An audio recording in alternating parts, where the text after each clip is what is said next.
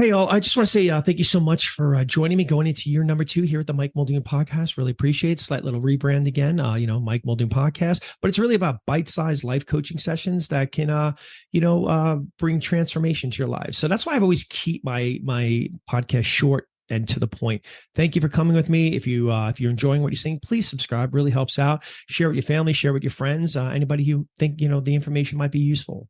All right. So anyway, today I want to talk about something that we all struggle with at some point. It's the tendency to compare ourselves to others. See, in the age of social media, it's very easy to fall into a trap of comparing our lives and our achievements and even our appearances to those and others around us. But here's the truth. The only comparison worth making isn't about you against the other guy or the other girl. It's about the person you are today and the person you used to be yesterday.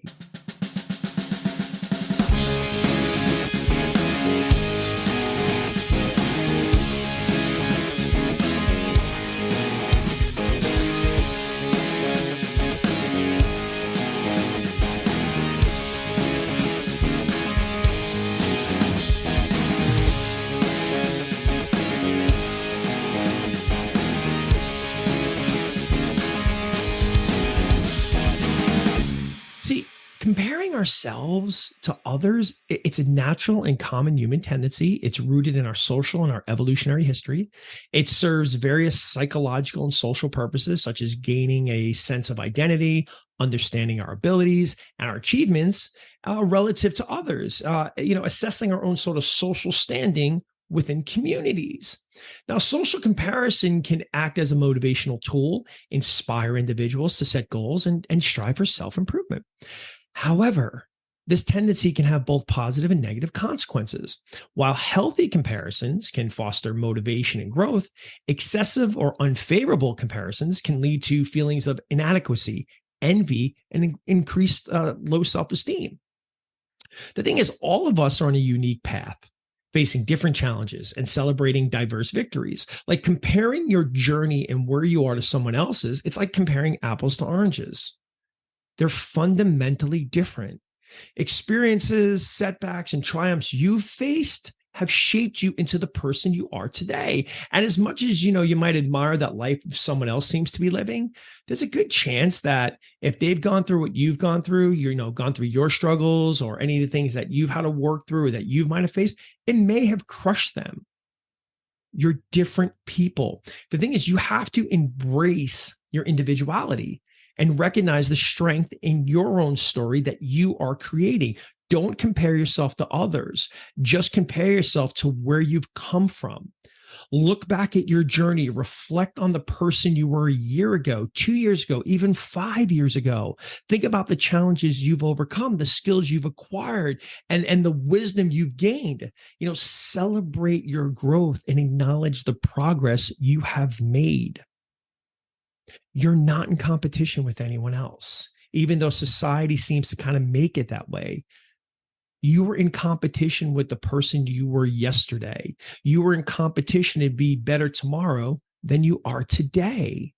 And look, yes, growth can be slower for some people, and some people face more setbacks. The goals that you might be pursuing might be taking longer. Or maybe you've made some mistakes, poor decisions that set you back.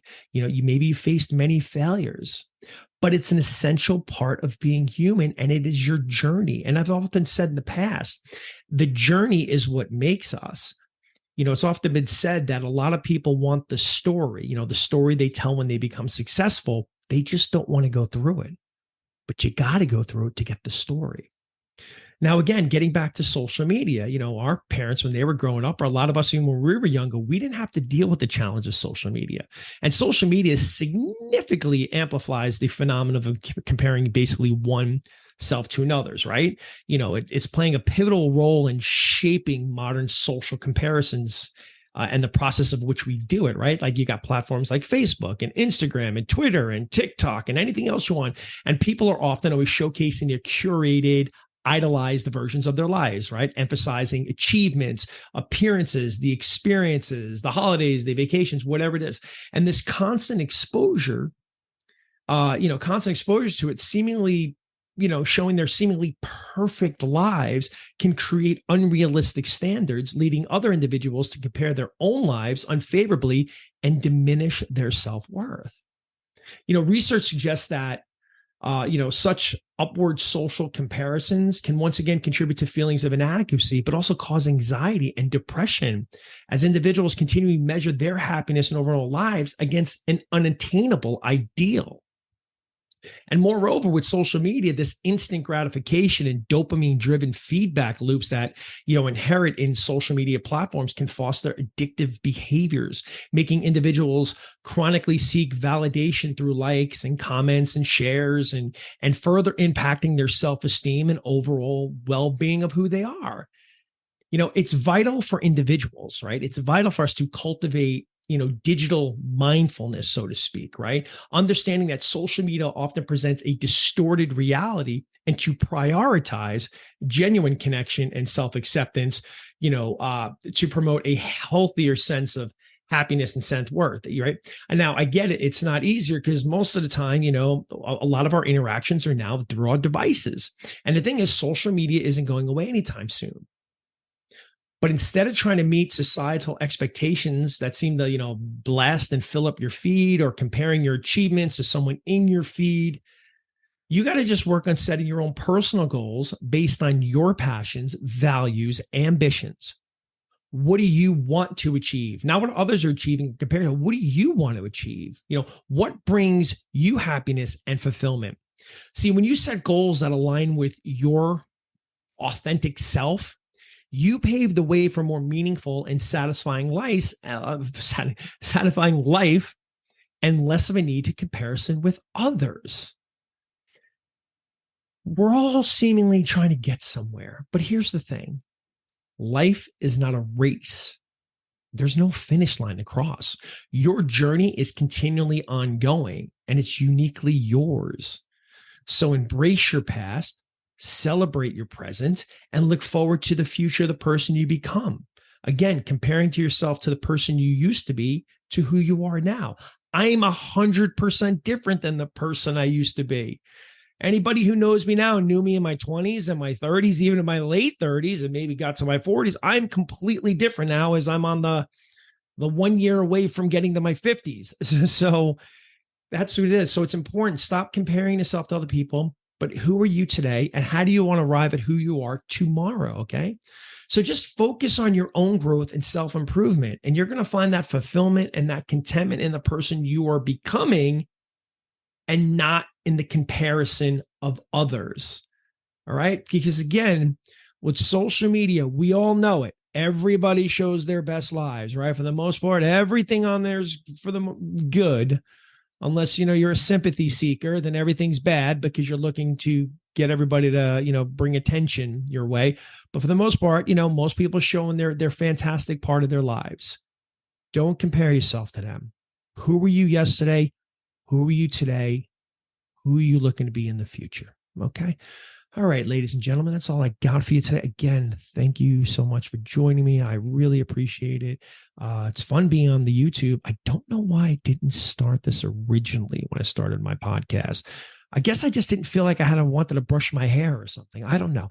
Anyway, you can find me at MikeMuldoonLC.com. That's my website. Find more about me.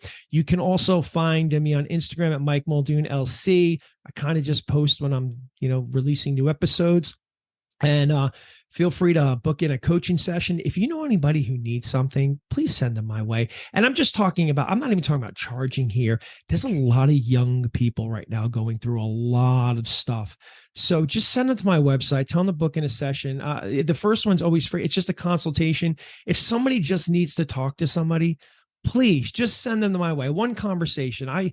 There's a lot of young people, a lot of young men right now too, really just feeling lost and confused. If you know somebody like that, just send them my way. No sales pitch. We're just going to have a conversation. We're going to talk.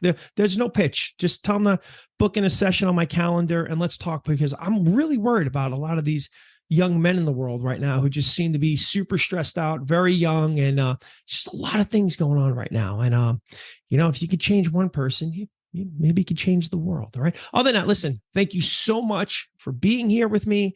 I appreciate you. And as always, I got nothing but love for you.